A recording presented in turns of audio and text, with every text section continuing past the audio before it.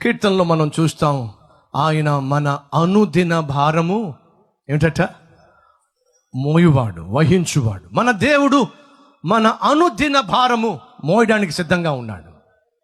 ఈరోజు మనలో చాలా మందికి చాలా భారాలు ఉన్నాయి. కుటుంబ భారం ఉంది, బిడ్డల భవిష్యత్తును గురించిన భారం ఉంది, ఉద్యోగంలో సమస్యలు ఉన్నాయి, వ్యాపారంలో నష్టాలు ఉన్నాయి, ఆర్థికంగా ఎన్నో భారాలు ఒత్తిడులు ఉన్నాయి, సేవలో సంఘంలో చాలా భారాలు ఉన్నాయి.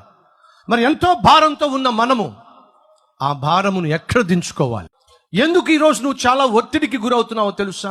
ఆ ఒత్తిడి వల్ల, ఆ భారం వల్ల టెన్షన్ భరించలేక, ప్రశాంతంగా ఉండలేక, నెమ్మదిగా ఉండలేక, చిరాకుకు తావిస్తున్నావు, కోపానికి తావిస్తున్నావు, ఆవేశానికి తావిస్తున్నావు, నోరు జారిపోతున్నావు, తొందర పడిపోతున్నావు, చుట్టూ ఉన్నవారిని ఎలా పడితే అలా తిట్టేస్తున్నావు, ఇంట్లో ఉన్నటువంటి వాతావరణాన్ని గలిబిలి సృష్టించేస్తున్నావు. దీని అంతటికి కారణం తెలుసా? నువ్వు దేవుని సన్నిధిలో మోకరించలేదు కాబట్టి.